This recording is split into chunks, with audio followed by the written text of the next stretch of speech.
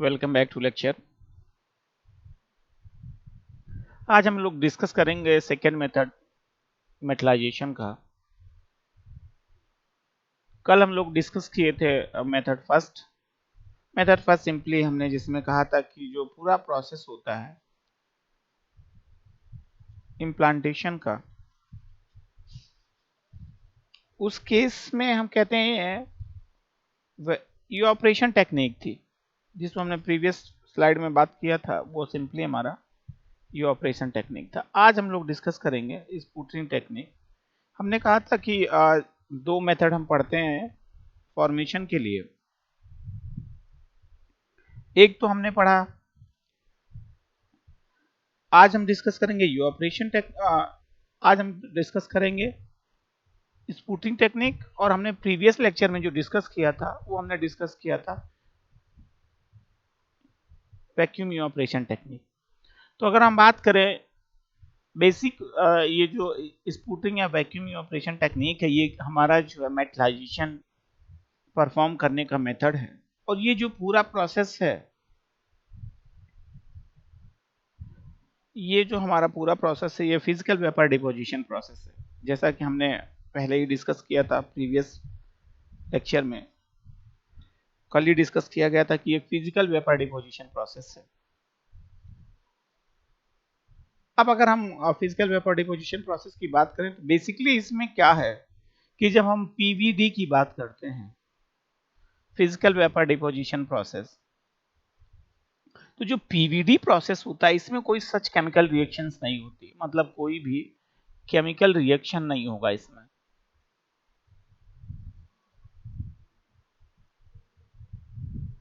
Chemical reaction नहीं involve होता।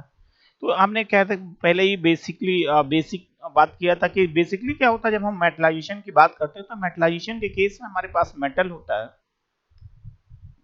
और मेटल को हम गैसियस फॉर्मेट में या वेपर फॉर्मेट में कन्वर्ट कर देते हैं, और उसके बाद उसको हम क्या करते हैं, सेकेंड स्टेप में ट्रांसपोर्ट कर देते हैं। ट्रांसपोर्ट करने के बाद मटेरियल पे आता है, कलेक्ट होता है, कंडेंसेशन होता है, और एक थिन फिल्म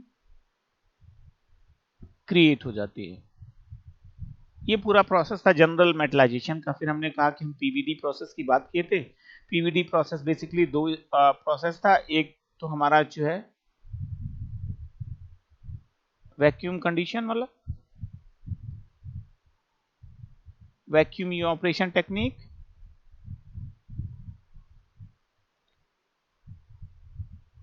और दूसरा हमारा स्पूटरिंग टेक्निक है। ये वैक्यूम ऑपरेशन टेक्निक है। तो हमने प्रीवियस लेक्चर में वैक्यूम ऑपरेशन टेक्निक की बात की। तो वैक्यूम ऑपरेशन टेक्निक में बेसिकली हमने क्या किया था कि जो हमारे पास मटेरियल था,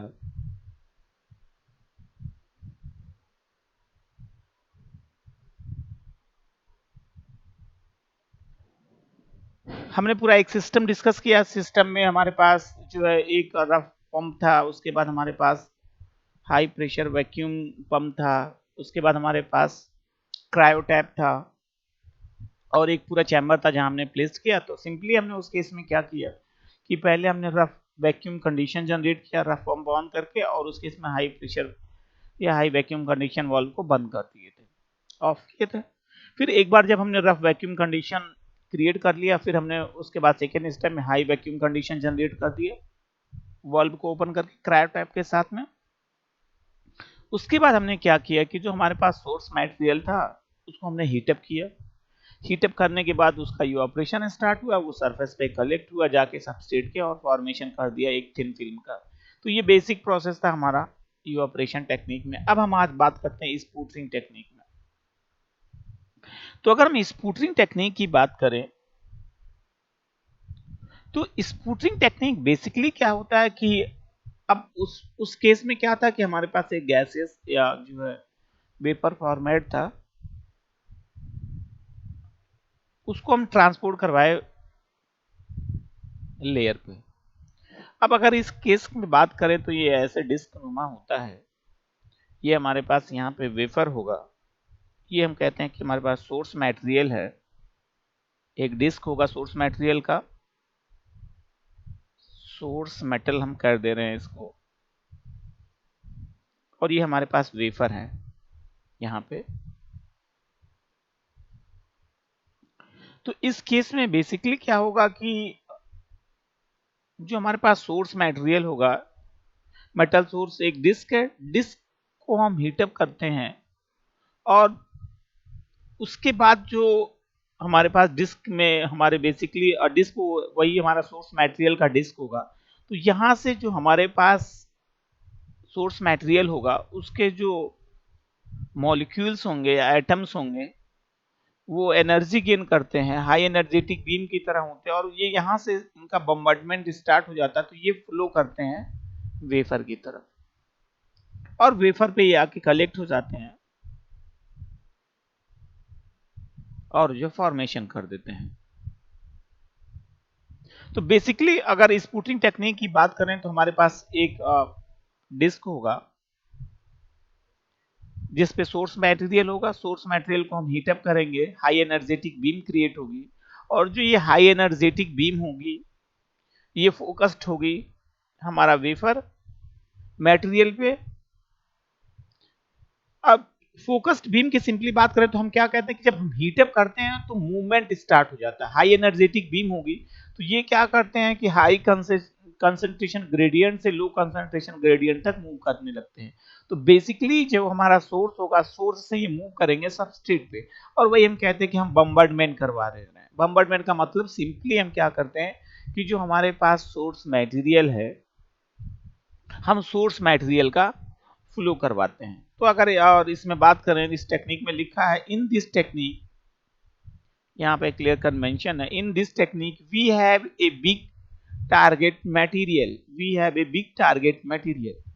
तो अगर हम बिग टारगेट मटेरियल की बात करते हैं तो मतलब इसमें हम वेफर की बात करें कि हमारे पास ऐसा कुछ एक वेफर है, मतलब एक पूरा जो है ससेप्टर होगा जिस पे वेफर को हम प्लेस कर देते हैं, और उसके बाद हमारे पास एक डिस्क होगा जो सोर्स मटेरियल का होगा, वहां से मूवमेंट करवाते हैं। उसके बाद कहता है कि जो सेकेंड कंडीशन है कि metal source is usually a big disc. अब हम कहते हैं कि जैसे यहाँ पे बना हुआ है कि हमारे पास मेटल सोर्स है, ये एक डिस्क नुमा होगा और यहीं से एक एंगल पे मूवमेंट होगा, ये एक नॉर्मल होगा, यहाँ से ये फाई एंगल बनाएगा, अभी इस पे डिस्कशन करेंगे। यहाँ पे ये थीटा एंगल बनाएगा, कोसाइन रूल इसमें फॉलो होता है फॉर्मेशन में। The target material is bombarded by energetic ion. अब जो ये टारगेट मटेरियल का सिंपल मतलब ये वेफर से बात कर रहा है कि वेफर पे हम क्या करते हैं, जो हमारे पास सोर्स मटेरियल है, सोर्स मटेरियल का बम्बार्डमेंट करवाते हैं। तो सोर्स मटेरियल का जब हम बम्बार्डमेंट करवाएंगे तो ये बीम होगी, जो बीम आके सरफेस पे कलेक्ट होगी और ये एनर्जी ट्रांसफर करेंगे, रेस्ट स्टेज में आ जाएंगे। और जब ये रेस्ट स्टेज में आते हैं तो यहाँ पे एक फिल्म क्रिएट हो जाएगी इसके सरफेस पे, जो यहाँ पे जब ये कलेक्ट होती है, ये हमारे पास वेफर है, जैसे हमने कहा ये सिंगल वेफर है। बम्बार्डमेंट होने के बाद ये यहाँ कलेक्ट होंगे और कंडेंसेशन हो जाएगा। सिंपली ये कहते हैं कि ये अपनी एनर्जी ट्रांसफर कर देंगे और रेस्ट स्टेज में आ जाएंगे। तो ये हमारे पास वेफर पे एक लेयर क्रिएट हो जाती है ऐसी कुछ, और यही हमारा बेसिकली जो मेटलाइजेशन होता है। अब जब एक बार हम मेटलाइजेशन परफॉर्म कर दिए, तो अब मेटलाइजेशन हम परफॉर्म करते हैं तो मेटलाइजेशन हम पूरे सबस्ट्रेट मटेरियल पे परफॉर्म करते हैं। लेकिन हमें क्या करना होता है, हमें तो यहाँ पे इंटरकनेक्शन करना है। तो इसके बाद का जो प्रोसेस होता है वो ईचिंग का होता है, और ईचिंग के पहले हम फिर से एक बार जो इस पे लिथोग्राफी प्रोसेस अप्लाई करते हैं। क्यों? क्योंकि लिथोग्राफी प्रोसेस से हम अभी क्या हमारे पास जैसे ये पूरा सबस्ट्रेट है, तो पूरे सबस्ट्रेट को हमने कवर अप कर दिया। तो अब हम क्या करेंगे, जब हमारा पूरा सबस्ट्रेट कवर अप है, जैसे यहाँ पे मेंशन है कि पूरा सबस्ट्रेट हमारा यहाँ पे कवर अप हो रहा है, तो हमें तो ये पूरा मटेरियल की रिक्वायरमेंट है नहीं, हमें तो एक सेलेक्टिव पोजीशन पे मेटल चाहिए कि जिससे दो पॉइंट को वो कनेक्ट कर सके, बाकी को तो हमें रिमूव करना होता है। तो हमारे पास जो पैटर्न होता है, जो कनेक्शन का पैटर्न होता है, उसको हम क्या करते हैं फिर थिन फिल्म मेटल पे जनरेट करेंगे, और उसके बाद फर्दर हम ईचिंग करेंगे। ईचिंग करने से जो हमारा सेलेक्टिव पोजीशन होता है, ईचिंग में बेसिकली हम करते हैं कि जो हम सेलेक्टिवली पोर्शंस को रिमूव कर देते हैं, तो जो हमारे पास यहाँ पे अनवांटेड मटेरियल होगा उसको हम रिमूव कर देते हैं। तो इसके बाद जो नेक्स्ट स्टेप में इसमें मेंशन है उसमें लिखा है so the physical etching take place. उसके बाद ये ईचिंग होता है इसमें, जिसमें अनवांटेड मटेरियल को हम क्या करते हैं रिमूव कर देते हैं।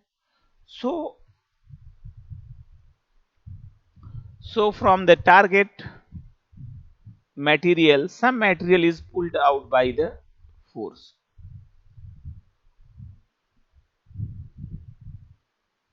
अब कहता है कि जो हमारे पास टारगेट मटेरियल है, तो जो टारगेट मटेरियल है वो क्या करता है, कुछ मटेरियल को अपने तरफ खींच लेता है। आफ्टर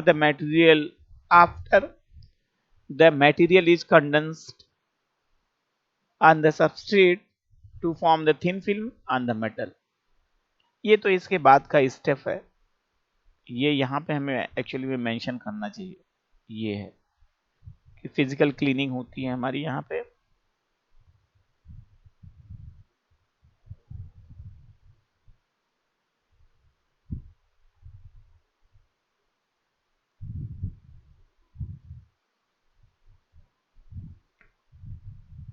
ऐसा कुछ हमने कहा कि हमारे पास एक टारगेट मटेरियल होगा। ओवरऑल फिर से हम समराइज करें, अगर जिसपे एक ससेप्टर होगा जिसपे हम जी क्या करते हैं कि सबस्ट्रेट मटेरियल को प्लेस कर देंगे, और उसके बाद हमारे पास एक सोर्स मटेरियल होगा जो सिंपली सॉलिड स्टेट में होगा। सोर्स मटेरियल को हम क्या करते हैं एनर्जी देते हैं, सिंपली हीटअप करते हैं। तो वहां से जो हाई कंसंट्रेशन ग्रेडियंट है जो हमारे पास मेटल है या सोर्स है वो मूव करता है लो कंसंट्रेशन ग्रेडियंट की तरफ, या सिंपली हम कहते हैं कि जो हमारे पास सोर्स है डिस्क है, डिस्क से हम क्या करते हैं कि जो सोर्स मटेरियल है, सोर्स मटेरियल की ही डिस्क होती है, उससे हम क्या करते हैं बम्बार्डमेंट करवाते हैं, मतलब फ्लो करवाएंगे हाई स्पीड से सबस्ट्रेट मटेरियल पे। और वो सबस्ट्रेट मटेरियल क्या करता है कि अब अपनी तरफ उसको पुल अप करेगा, मतलब फोर्सेस से अपनी तरफ उसको खींचता है वो। और उसके बाद जब एक बार कलेक्शन हो जाएगा ये सबस्ट्रेट मटेरियल पे, तो उसमें टेम्परेचर ड्रॉप हो जाएगा, सिंपली उसमें कंडेंसेशन प्रोसेस की बात कर रहा हूं, वो फिर से सॉलिड फॉर्म में कन्वर्ट हो जाएगा और एक मेटालिक लेयर क्रिएट हो जाएगी। उसके बाद हम फिर से ईचिंग करेंगे, और ईचिंग से हम क्या करेंगे कि जो अनवांटेड पोर्शन है, अनवांटेड पोर्शन को हम क्या करते हैं रिमूव कर देते हैं। उसके बाद यहाँ पे मेंशन भी है the advantages of this technique is that it has capability of cleaning the substrate prior the metal deposition। तो सबसे बड़ा एडवांटेज है कि अगर कि इस केस में जैसे हम जो हमारे पास फॉर्मेशन है या मेटलाइजेशन है, तो हमारे पास जो वेफर है हम वेफर को पहले एक बार क्लीन कर सकते हैं डिपोजिशन के प्रोसेस स्टार्ट होने के पहले। जबकि अगर हम बात करें बीपीई प्रोसेस में, तो बीपीई प्रोसेस में ऐसा पॉसिबल नहीं होता, क्योंकि बीपीई प्रोसेस के केस में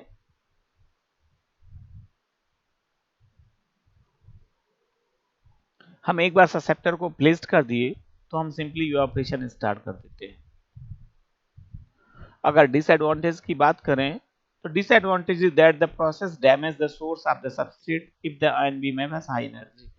तो अब हमने कहा कि इस केस में हमने पहले कहा कि हम क्या करते हैं कि हमारे पास जो टारगेट मटेरियल होगा,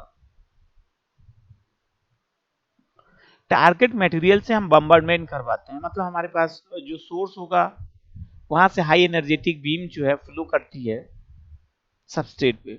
अब जब हम कहते हैं कि हमारे पास हाई एनर्जेटिक बीम किसी भी सबस्ट्रेट पे या किसी भी, हम ऐसे जनरल बात करते हैं, अगर हमारे पास कोई मटेरियल है, अगर हम उस पर प्रेशर से प्रेस करें तो ऑब्वियस सी बात है जो इसका सरफेस होगा वो क्रैक करेगा या इसमें स्ट्रेस जनरेट हो जाएगा। तो सिमिलर वे में ऐसे ही सेम इसमें मेटलाइजेशन के केस में होता है कि जब हमारे पास जो बीम है उसकी एनर्जी हाई हो जाएगी और हम सबस्ट्रेट पे स्पीड से, हाई एनर्जेटिक बीम होती है ऐसे ही आके टारगेट पे कोलाइड करती है, रेस्ट स्टेज में आएगी और टेम्परेचर ड्रॉप हो जाएगा और वो सॉलिड स्टेट में कन्वर्ट हो जाएगा। तो जब हाई स्पीड होता है और ये यहाँ पे कोलाइड करेगा ऐसे, तो क्या होगा जो ये सरफेस होगा वेफर का, ये इसके डैमेज होने के चांसेस होते हैं अगर एनर्जी इसकी ज्यादा होती है। तो ये इसका डिसएडवांटेज होता है। अब इसके बाद हम बात करते हैं इस पे जो है इसके फॉर्मेशन की। तो फॉर्मेशन की बात करेंगे तो हम इस पे सिंपली कोसाइन रूल का यूज करते हैं कि कैसे हम जो है फॉर्मेशन करते हैं। तो डिसएडवांटेज हमने पहले डिस्कस कर दिया है, वही प्रीवियस चीजें हैं कि डिसएडवांटेज में बेसिकली हाई एनर्जेटिक बीम है जो सरफेस को डैमेज कर सकती है। अब जैसे हमने कहा कि हम फॉर्मेशन की बात कर रहे हैं, तो हमने अब प्रोसीजर बता दिया कि इसमें क्या होगा कि सोर्स मटेरियल होगा, मेटल वहां से बम्बार्डमेंट होगा या फ्लो करेगा, जो मेटेलिक मॉलिक्यूल्स हैं, आइटम्स हैं, और वो आके जो है सबस्ट्रेट पे कलेक्ट होके फॉर्मेशन करेंगे। अब जो ये वहां से फ्लो होगा और कलेक्शन होगा या डिपोजिशन होगा, डिपोजिशन रेट की अगर हम बात करें तो जो टोटल डिपोजिशन रेट है वो कोसाइन रूल के से हम इसको कंसीडर करते हैं कि कोसाइन रूल फॉलो करते हैं जब हम फॉर्मेशन की बात करते हैं। और हम इसे ये भी कैलकुलेट करते हैं कोसाइन रूल के थ्रू कि जो थिकनेस है या जो हम लेयर का फॉर्मेशन कर रहे हैं, लेयर का फॉर्मेशन कितना हो रहा है। तो अब हम कोसाइन रूल पे अब डिस्कशन स्टार्ट करते हैं। The thickness of deposited metal can be calculated by cosine rule deposition. अब हमने कहा कि ये किसमें यूज हो रहा है, ये स्पूटरिंग मेथड का ही पोर्शन है। अब हमने कहा कि कोसाइन रूल हम यूज करेंगे, जो कोसाइन रूल होगा वो कोसाइन रूल के थ्रू हम जो डिपोजिशन है वो कैलकुलेट कर लेते हैं कि जो डिपोजिशन हो रहा है उसकी जो विड्थ है वो कितनी है। The figure next slide, the dotted line shown in the direction of deposition of the metal substrate. तो अभी हम उसको नेक्स्ट स्लाइड में दिखाते हैं कैसे जो है फॉर्मेशन हो रहा है। उसमें डॉटेड लाइन बना हुआ है, तो dotted line basically direction of deposition को शो करता है। अभी हम दिखाते हैं, यहाँ पे ऑलरेडी दिखा दे रहे हैं। ये जो डॉटेड लाइन यहाँ पे शो कर रहा है, ये पूरा पोर्शन, ये डायरेक्शन शो कर रहा है डिपोजिशन का, डायरेक्शन का। और ये हमारे पास सबस्ट्रेट मटेरियल है, ये सबस्ट्रेट है, ऐसा कुछ सबस्ट्रेट हम कह दे रहे हैं। और ये हमारे पास सोर्स मेटल है जो डिस्क नुमा है, सोर्स है, यहाँ से बम्बार्डमेंट हो रहा है सोर्स पे। तो ये जो पूरा डॉटेड लाइन है ये दिखाया जा रहा है बेसिकली कि हमारे पास जो है डायरेक्शन है, direction of deposition. phi is the angle between the direction of deposition and normal to the surface of source.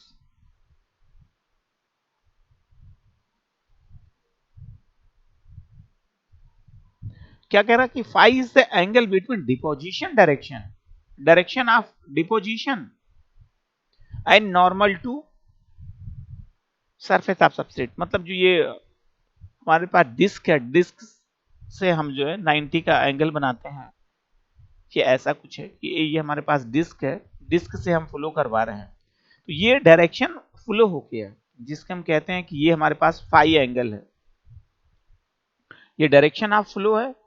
और एंगल बिटवीन कितने, नॉर्मल टू द डिस्क, तो ये यहाँ पे 90 डिग्री का एंगल बना रहा है। ये जो पूरा पोर्शन है वो 90 डिग्री का है, तो ये जो 90 डिग्री एंगल बना रहा है ये, और ये डायरेक्शन ऑफ फ्लो है, इनके बीच का जो एंगल होता है ये हमारा कहलाता है फाई एंगल। और उसके बाद theta is the angle between the direction of deposition and normal to the surface of substrate. अब इसकी बात कर रहा है, ये यहाँ पे एंगल, यहाँ पे है, ये एंगल क्या है हमारा, थीटा है, मेंशन भी है थीटा। तो ये एंगल बिटवीन क्या होगा, डायरेक्शन फ्लो। हमने कहा था कि जो डॉटेड लाइन है ये क्या कर रहा है, डिपोजिशन डायरेक्शन बता रहा है।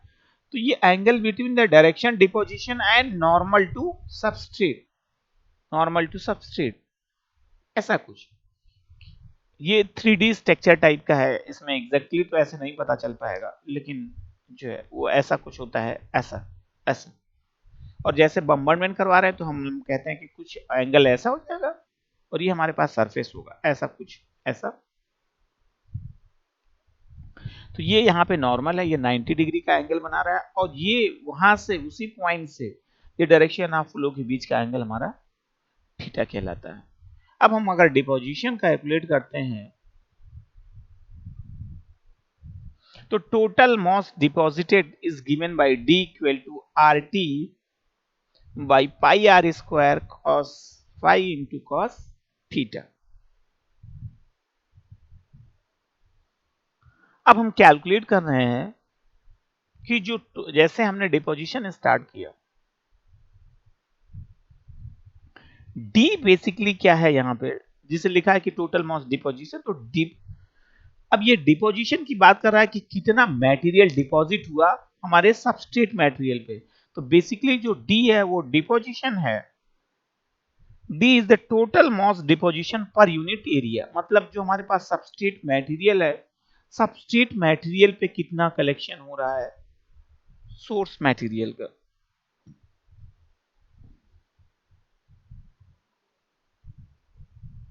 और अगर आरटी की बात करें, आरटी हमारा बेसिकली है total mass loss, total mass loss from source to substrate, total mass loss from source to substrate. इसका मतलब ये है कि जो ये आर है ये टोटल मॉलिक्यूल्स हैं या टोटल हमारा रॉ मटेरियल का कंसंट्रेशन है जो सोर्स से हम फ्लो करवा रहे हैं सबस्ट्रेट मटेरियल पे, और जो डी है, डी जितना हम उसमें से कलेक्ट कर रहे हैं। आर तो टोटल है जो यहां से फ्लो कर रहा है, और डी है जितना हम उसको कलेक्ट कर रहे हैं। और आर ऑलरेडी हमने बताया ये रेडियस है, और फाई और थीटा में हमने पहली बात की थी, फाई जो डिपोजिशन एंगल और नॉर्मल टू सोर्स है। और थीटा की बात करें तो ये जो एंगल है, angle between deposition angle and normal to substrate है। ये पूरा ऐसा कुछ प्रोसीजर होता है जब हम बात करते हैं डिपोजिशन का। RT is the total rate of the mass loss from the source to substrate. RT is the total rate of mass loss from source to substrate. जैसा हमने पहले कहा कि RT बेसिकली वो टोटल मटेरियल या molecules की बात कर रहा है जो सोर्स से फ्लो कर रहा है सबस्ट्रेट मटेरियल पे कलेक्शन के लिए, और D is the total mass deposited per unit area, और D वो है जो हमने R फ्लो करवाया, R में से कितना हम जो सरफेस पे कलेक्ट कर रहे हैं।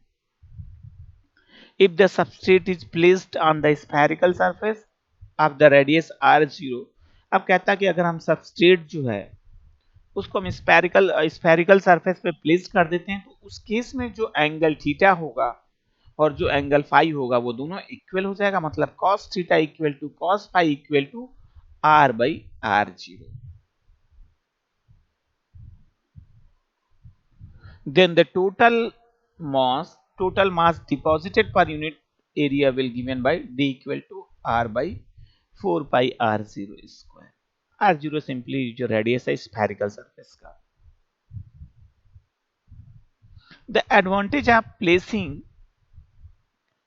substrate on the spherical surface of the radius R0 is that all the substrate will have equal metal thickness on them is the equal metallization।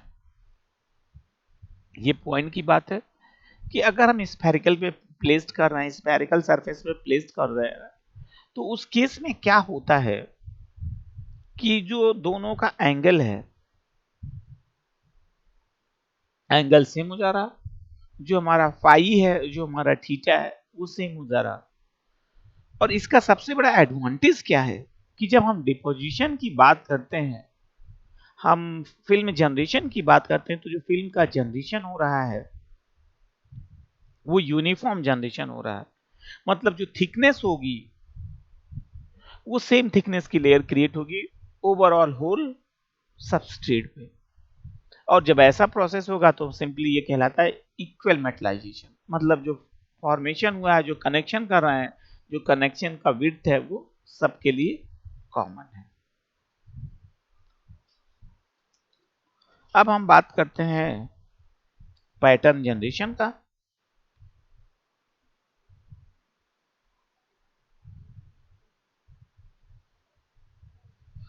अब जो इसके पहले तक हमने अब तक डिस्कशन किया वो डिस्कशन हमारा कॉमन है। मतलब अभी तक हमने जो होल डिस्कशन किया वो मेटलाइजेशन की बात की, हमने वीपीई की बात की, वीपीई की बात कर रहे हैं, वेपर फेज डिपोजिशन प्रोसेस।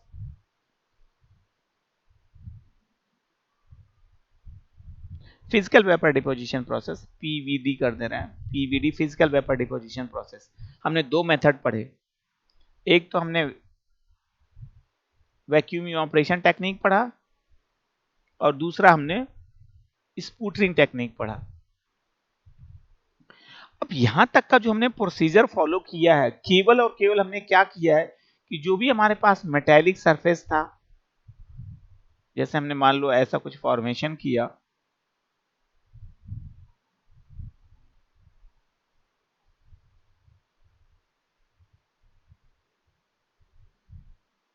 ये हमारा पूरा पहला पुराना फॉर्मेशन है, इसी को तो हम इंटरकनेक्ट कर रहे हैं।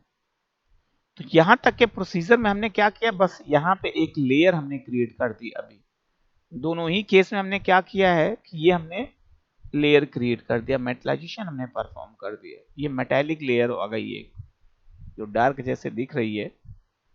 बेसिकली अभी तक का जो प्रोसेस है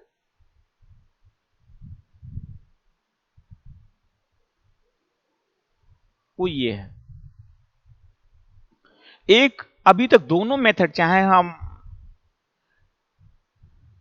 वैक्यूम ऑपरेशन टेक्निक की बात करें, चाहे हम जो है स्पूटरिंग टेक्निक की बात करें, दोनों ही केस में हमने क्या किया कि जो हमारे पास आईसी था या जो भी हमारे पास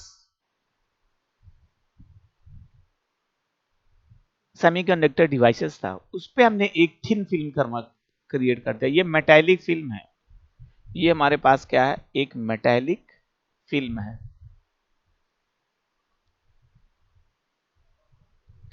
तो क्या यहां से हमने पैटर्न जनरेशन कर दिया? नहीं।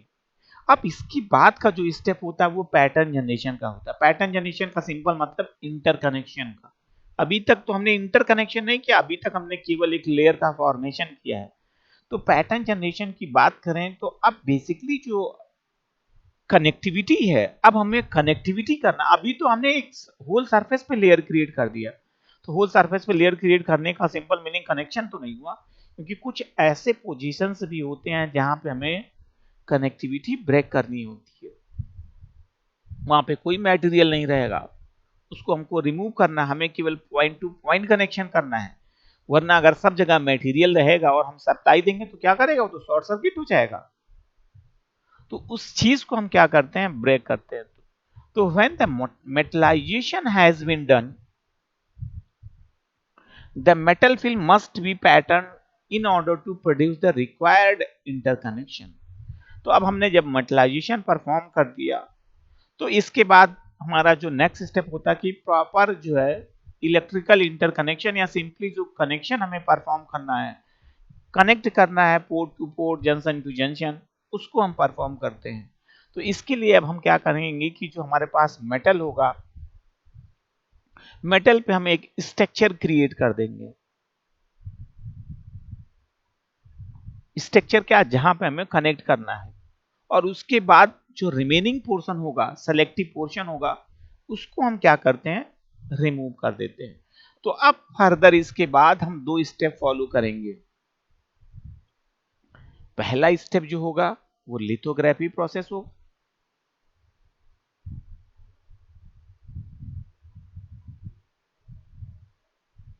और उसके बाद जो सेकेंड स्टेप होगा वो हमारा रीचिंग प्रोसेस होगा।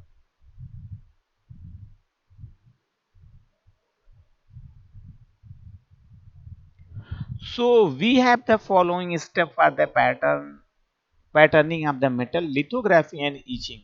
अब इसको हम ऐसे बेसिक बता दे रहे हैं, बाद में इस पे तो डिस्कशन हम लोग ऑलरेडी कर चुके हैं। तो पहला स्टेप क्या होगा, अब 2 स्टेप हमें फॉलो करना है फाइनल कनेक्शन के लिए। तो पहला स्टेप लिथोग्राफी प्रोसेस है।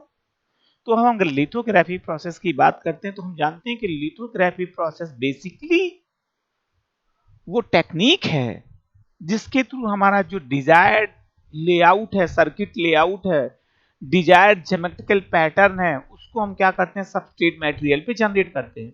तो अगर यहाँ की हम बात करें तो यहाँ पे जो हमारा लिथोग्राफी प्रोसेस परफॉर्म करने का मेन मीनिंग ये है कि जैसे हमने ये पूरा मेटल हमने मेटेलिक लेयर क्रिएट किया है, तो यहाँ पे हम क्या करते हैं कि एक दूसरे पोर्ट्स को कनेक्ट करते हैं और जो रिमेनिंग पोर्शन है उससे मेटल को हम रिमूव करते हैं। तो लिथोग्राफी प्रोसेस बेसिकली यहाँ पे अप्लाई होगा और अप्लाई होने के बाद यहाँ से पैटर्न का जनरेशन होगा। तो जैसे हमने वहां पे क्या किया था कि इस पे हम जो है फोटो रजिस्टिव लेयर क्रिएट कर देंगे पहले, और लेयर पे हम क्या करते हैं कि जो सोर्स लाइट है उसको एक्सपोज करेंगे मास्क के थ्रू, जिसपे हमारा डिजायर्ड सर्किट स्ट्रक्चर होगा या लेआउट होगा। कुछ लाइट ब्लॉक हो जाएगी, कुछ लाइट पास हो जाएगी। तो जहां से लाइट पास हो जाती है वो हमारा फोटो रजिस्टिव मटेरियल पे कलेक्ट होगा। फोटो रजिस्टिव मटेरियल पे कलेक्ट होने पे जो उसका प्रॉपर्टीज है, उनकी प्रॉपर्टीज में फोटो रजिस्टिव मटेरियल में चेंजेस आएगा, और जो ये मटेरियल में चेंजेस आता है इससे जो एक्सपोज्ड होगा वो हार्ड हो जाता है या सॉफ्टर हो जाएगा। वो डिपेंड करता है कि किस टाइप का रजिस्ट यूज है, पॉजिटिव रजिस्ट यूज है या नेगेटिव रजिस्ट है। तो यहाँ पे जब हम एक बार लाइट का एक्सपोजर कर देते हैं और वो एनर्जी गेन करके हाई मतलब हार्डर या सॉफ्टर में कन्वर्ट हो जाएगा, तो यहाँ तक का जो प्रोसेस होता है वो लिथोग्राफी प्रोसेस में होगा। और लिथोग्राफी प्रोसेस के बाद हम क्या करते हैं, फिर ईचिंग करते हैं। तो ईचिंग में बेसिकली क्या करेंगे, अब हम जैसे हमने लाइट को एक्सपोज किया तो कुछ एरिया वो होगा कि जो लेआउट होगा जहां पे लाइट नहीं पास होगी, वो तो हमारा जो मास्क होगा वो उसको एब्जॉर्ब कर लेगा। तो उस एरिया पे जहां लाइट नहीं पास होगी उसको हम क्या करते हैं, रिमूव कर देते हैं। वो हमारा वही हमारा अनवांटेड मटेरियल होता है जिसको हमें क्या करना होता है, बीच से कनेक्शन को ब्रेक करना होता है। तो हम जानते हैं जब कभी भी हम किसी पर्टिकुलर पॉइंट को रिमूव करते हैं किसी मटेरियल से, तो उसके लिए हम ईचिंग प्रोसेस अप्लाई करते हैं। तो ईचिंग वो प्रोसेस होता है जिसके थ्रू हम क्या करते हैं, सेलेक्टिवली पोर्शंस को हम रिमूव कर देते हैं। तो लिथोग्राफी प्रोसेस में हम क्या करेंगे कि हम अप्लाई कर देंगे पूरे प्रोसेस को, और उसके बाद हम क्या करते हैं, ईचिंग के थ्रू हम क्या करते हैं, रिमूव कर देते हैं। तो हम आपको अभी फर्स्ट स्लाइड दिखा देते हैं जिसमें वो प्रोसेस परफॉर्म हुआ है ईचिंग वाला, आपको जिससे पूरा क्लियर हो जाएगा। ये प्रोसेस है जैसे हमने कहा था कि अब हमने यहां तक का प्रोसेस परफॉर्म कर लिया, यहाँ पे हमने लेयर भी क्रिएट कर लिया। यहीं पे हम जब एक बार मेटलाइजेशन परफॉर्म कर देते हैं तो लिथोग्राफी भी यहीं पे परफॉर्म कर देते हैं, और उसके बाद हम ईचिंग करते हैं। तो ईचिंग करने के बाद हमने कहा था कि हम सेलेक्टिवली पोर्शंस को रिमूव करते हैं। तो ये जो पोर्शन है, जैसे यहाँ पे अब ब्लैंक दिखने लगा, व्हाइट व्हाइट दिख रहा है, तो इस पोर्शन को हमने क्या किया, यहाँ के पोर्शंस को मेटल को रिमूव कर दिया। तो ये जो रिमूवल प्रोसेस होता है वो ईचिंग के थ्रू होता है। तो जब हम एक बार मेटलाइजेशन कर देते हैं उसके बाद फर्दर 2 स्टेप अप्लाई करेंगे। एक तो हमारा जो स्टेप होगा वो लिथोग्राफी प्रोसेस होगा, और सेकेंड स्टेप जो होगा वो हमारा ईचिंग होगा। अब हम नेक्स्ट लेक्चर में डिस्कस करेंगे कि जब हम मेटलाइजेशन परफॉर्म करते हैं तो मेटलाइजेशन में क्या क्या प्रॉब्लम जनरेट होती हैं। Thank you.